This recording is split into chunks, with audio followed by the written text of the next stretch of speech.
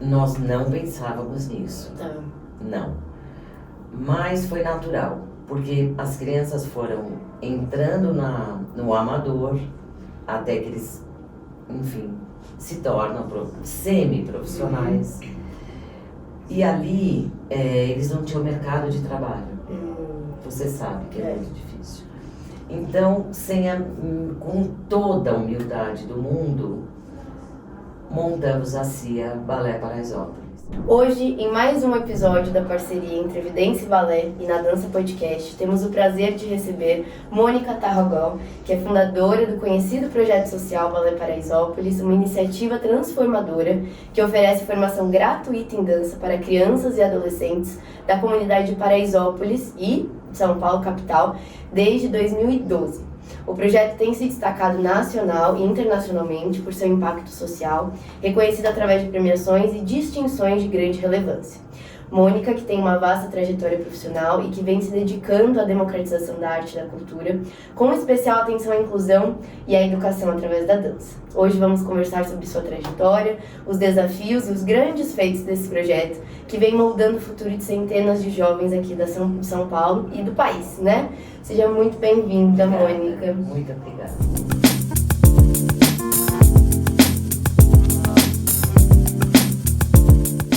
Que legal te ter aqui pra gente conversar de um assunto tão importante, né? Eu que agradeço. Antes da gente começar, quero te relembrar que todos os episódios desse pocket com a Evidência e o Na Dança Podcast tá rolando cupom de desconto que a gente vai liberar mais pra frente aqui do episódio, então fica aqui com a gente que daqui a pouquinho você sabe qual que é pra você usar aí no site da Evidência. Então vamos lá, né? Começando, eu queria que você contasse um pouquinho, antes de falarmos, né, do Balé Paraisópolis, sobre a sua trajetória, como que você chega à dança. Os estudos, aos 4 anos, eu tive muita sorte, porque a Carla Perotti, ela estava aqui no bairro de Santo Amaro, onde eu nasci. Então, eu tive essa sorte enorme. Eu comecei aos 4 e lá estava o Ele Bittencourt também nessa época. E lá estava a Cristina Belluomini. Então, assim, além de ter uma formação, a Renata Justino, tinha umas pessoas bem interessantes, assim, que começaram ali comigo. Fiquei um bom tempo com Carla, enfim, iniciando com Royal. E depois nós fomos migrando para outras escolas. Fazíamos aula na Jane Blaut, no Ismael. Enfim, nós fomos dando alguns saltos e até que eu vou para fora do Brasil, porque a Carla já tinha voltado também para o Teatro Novo. Então eu fui com a Renata, eu devia ter 19, 20 anos, e ficamos lá no Teatro Novo com a Carla. Lá tinha uma grande companhia, então eu também já cheguei, eu frequentava todas as aulas, eu fazia os ensaios com a companhia. Mas aí eu entrei num grupo, o Arcobaleno, de dança contemporânea, e comecei a ministrar aulas no teatro. Na época, clássico e moderno. Se chamava moderno. E depois eu voltei, Tata ficou, e aí eu dei um giro nos Estados Unidos, eu fiz outras coisas.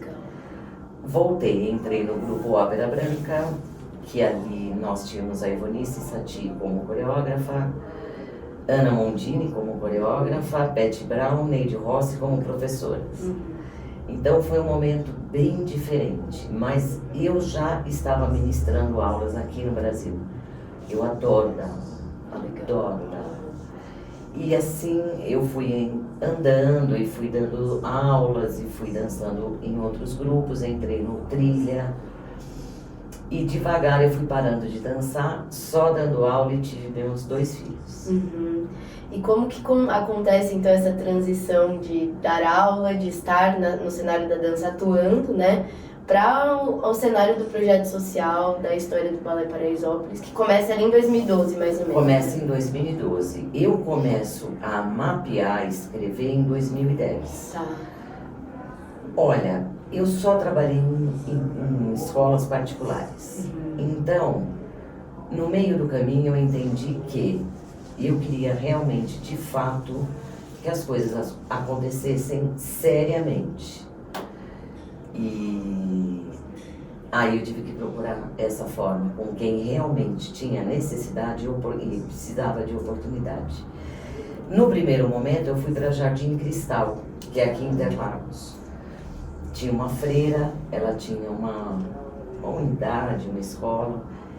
Lá eu fiquei 2, 3 anos mais ou menos.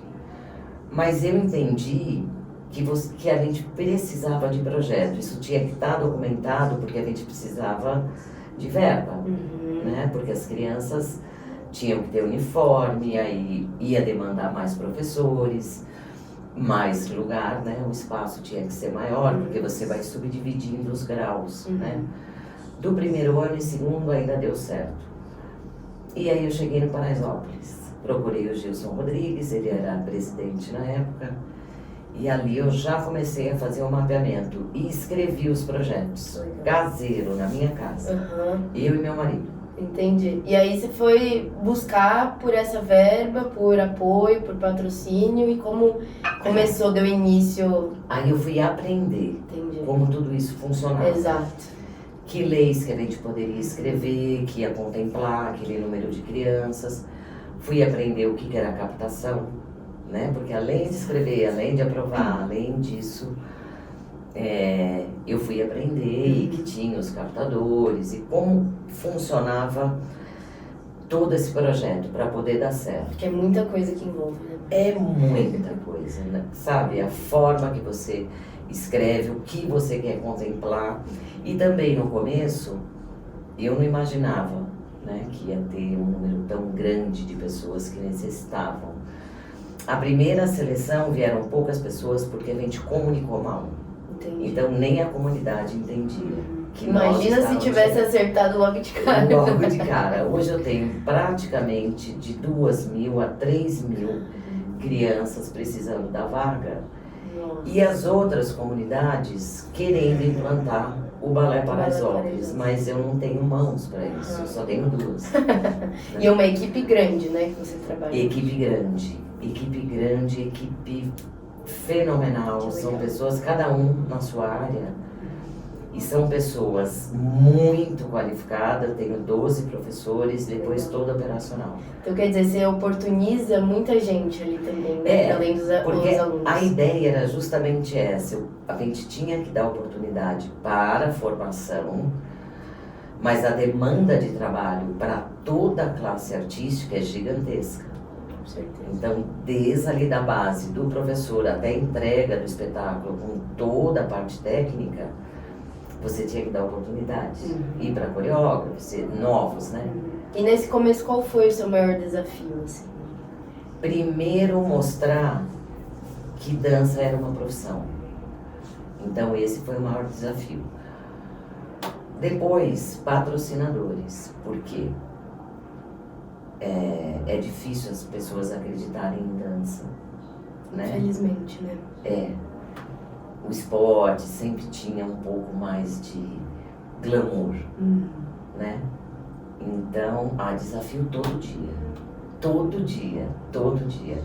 Agora o nosso grande desafio é as redes sociais, né? Porque as crianças têm acesso, então eles querem que o tempo seja muito rápido. É verdade. Esse é um problema. Entendi. E ali é 100% gratuito todos os serviços que vocês oferecem? Esse é o grande desafio também. É totalmente gratuito, com tudo que tem de melhor qualidade, mas tudo que você pode imaginar.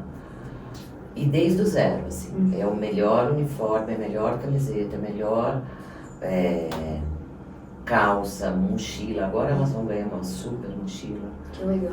Que a gente pensou, né, o ano inteiro para isso. E vocês contam não só com editais, projetos de incentivo, mas também com patrocinadores nesse projeto? Então, dentro dos projetos incentivados, é onde entram os patrocinadores.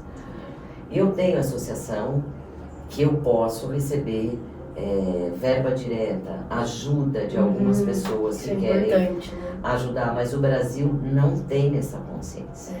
Dificilmente você consegue a verba direta. Entendi, mas essa é uma possibilidade. Sim, é uma possibilidade. Então é ótimo para pessoal também saber, Por né? favor. Porque isso é muito importante. Às vezes a gente acha que é só, não que só seja pouco, né? Mas é só vindo a verba de projeto do governo, enfim. Mas você pode também ali contribuir diretamente. Exato, pode. Que legal, isso Pode, é muito bacana. pode, é só seguir nossas redes sociais Tá. e ali tem um caminho de como ajudar. Tá.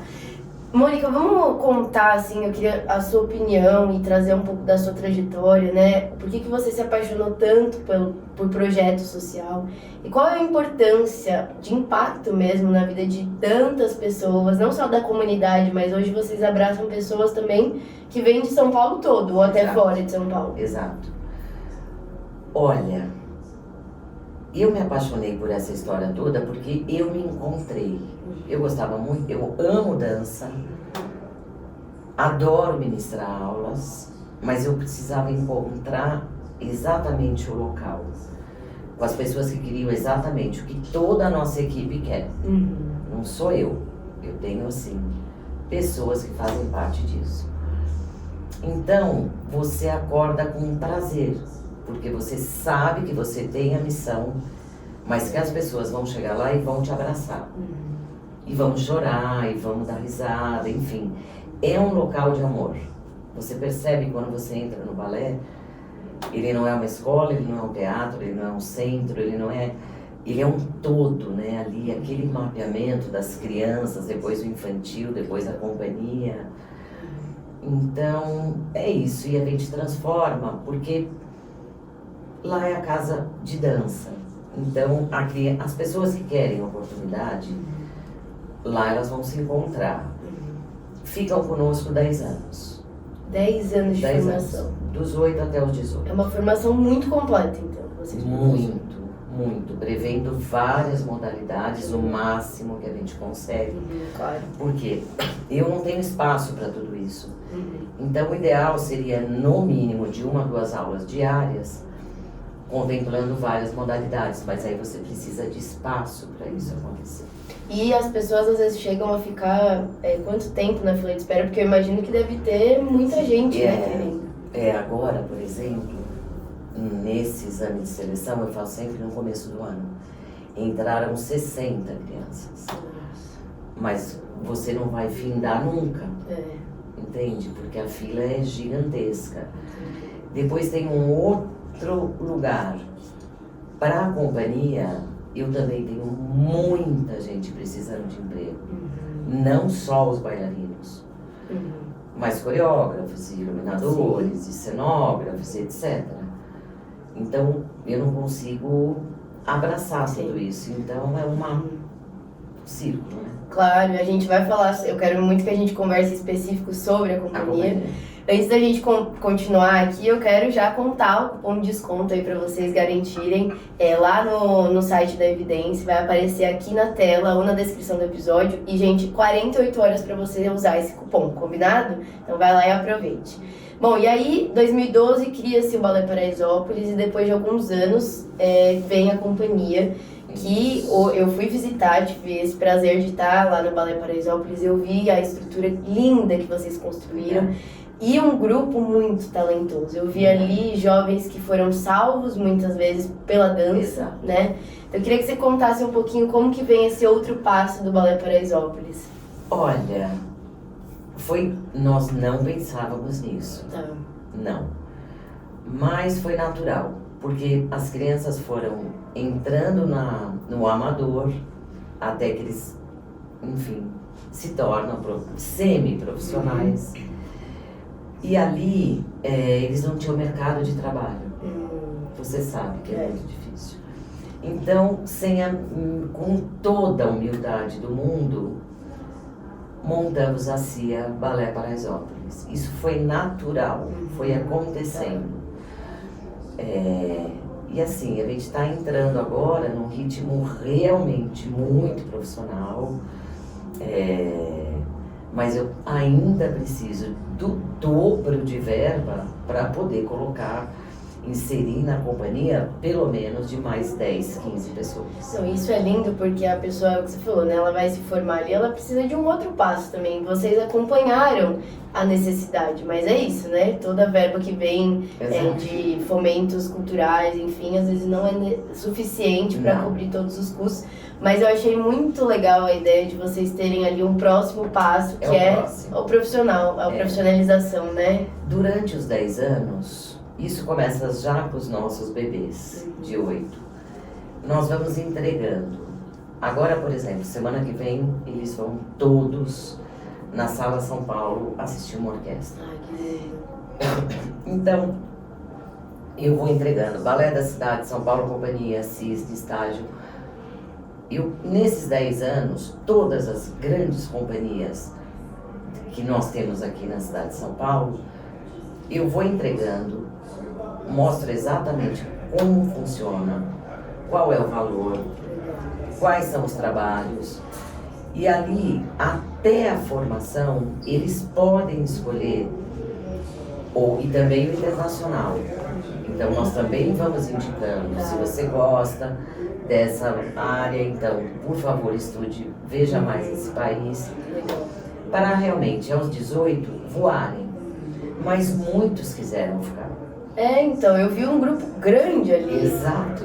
Que lindo, porque é isso, o Balé Paraisópolis tem um propósito, né? Mas eu acredito muito que quando o lugar tem uma mensagem, um propósito, uma equipe ali que acolhe, né? Chegando ali você vê o amor por todo mundo, tem essa tendência mesmo, se fosse uma companhia que pudesse perdurar por muitos anos ali com essas pessoas, né? Exato. Isso é muito bacana. Acabaram ficando e outras pessoas lindíssimas audicionaram e estão conosco. Eu vi que vocês abriram audição para pessoas de fora que não faziam parte do balé. Não faziam parte, porque nós trabalhamos nas 3 linhas, no clássico, no neo e no contemporâneo.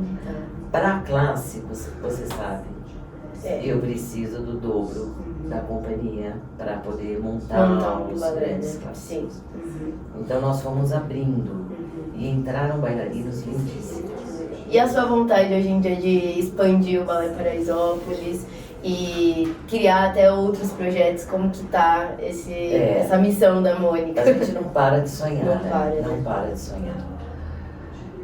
Primeiro eu preciso de uma sede, porque você viu, nós temos 3 andares e eu preciso de muito.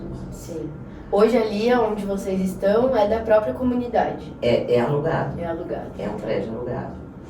E caro, porque o espaço é grande. Então, primeiro eu preciso de local para também conseguir absorver o dobro de crianças, no mínimo. A companhia, que ela cresça cada vez mais, agora nós já vamos receber, agora em outubro, o Thiago Gordinho, para já fazer uma montagem para a companhia. Então, assim, que a gente consiga ter os melhores coreógrafos em palcos, que a gente chegue no internacional. Acredito que esse ano a gente já consiga estar. Que legal. Então, estamos conversando sobre tudo isso. E vocês circulam em São Paulo com apresentações? Agora eu tenho 14 apresentações. Na agenda do balé, amanhã nós dançamos no Sesc Campo Limpo. Então, a cada 2 semanas nós estamos em um teatro. Dia 24 de abril estaremos com uma estreia no Sérgio Cardoso. Que legal. Então, nós temos uma circulação agora já prevista, muito bem organizada, e para o ano todo. E aí pensando em companhia e em projeto. O projeto entrega dia 9 de dezembro Copélia, no Teatro Unítalo, que é a finalização dos nossos pequenos desse ano. Então, essa programação toda está nas nossas redes. Nossa, isso é muito legal porque vocês trazem um nível profissional para o Balé Paraisópolis ali que é muito lindo de ver, sabe, Mônica? É exatamente também outros profissionais se interessando por estar fazendo parte, porque é uma causa linda, são vidas artísticas que são transformadas pela dança, fomentadas, né, por projeto social. Então, assim, eu acho isso fantástico. E queria que você contasse agora um pouquinho o que a gente precisa pensar para poder incentivar outros projetos sociais a criarem coragem de seguirem seus caminhos. Não, tem que ter coragem E a gente precisa, pelo menos nos territórios aqui da cidade de São Paulo, é super necessário. Porque eu também vejo que quando eu vou fazer o exame de seleção, toda a cidade de São Paulo, até agora, pessoas de fora de São Paulo querendo entrar, porque, enfim, é coragem. Nós estamos super abertos para ajudar, eu recebo muita gente no projeto, querendo aprender os primeiros passos, quem vai escrever, qual é o caminho que isso tudo elas terão que percorrer. E é coragem, é querer, mas tem que realizar. Porque eu vejo que algumas pessoas começam, eu comecei assim, lá no Jardim Cristal, só com vontade, e só vontade não dá certo. Porque o professor, ele precisa receber, ele no final do dia, ele precisa pegar o carro dele, o transporte dele, isso custa. No final do mês, ele tem todas as contas fixas, não só o professor, mas o jurídico, o contábil, enfim. Você não vive de voluntariado. Exato. Isso é importante, né? Entende? Porque quem abre já sonhando, fala, eu acho assim que vai dar certo. Só de uniforme, aproximadamente, assim, você contabiliza 200, hoje eu estou com 250. E quantos na companhia, Mônica? Companhia 18. 18. E eles trabalham todos os dias? A companhia das 9 até meio-dia, meio-dia um almoço e primeiro aula, das 9 às 10h30, das 10h30 ao meio-dia, ensaios. Do meio-dia almoço, da 1 às 4, ensaios ou montagens. Todos os dias. E à noite, eles têm bolsa de estudo na Unítalo.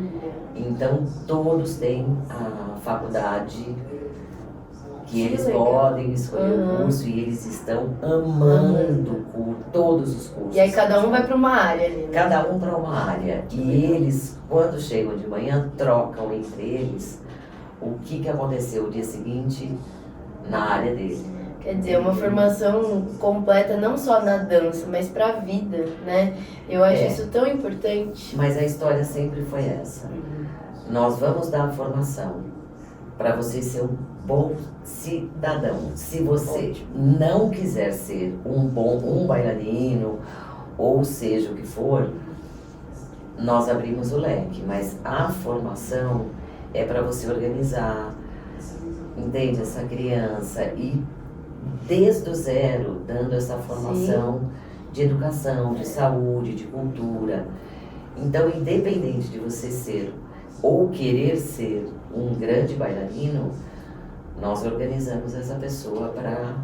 Porque às vezes não, né? A maioria dos casos a criança entra com 8 anos, o que ela tem de entendimento de vida profissional, né? Então vocês têm esse papel muito importante de formação, até mesmo eu acredito que em alguns casos ali vocês estão muito mais presentes do que a própria família, né? Porque deve pegar vários casos ali, né, Mônica? Vários, é muito complicado. É uma situação diferente, né? É o terceiro setor. Sim.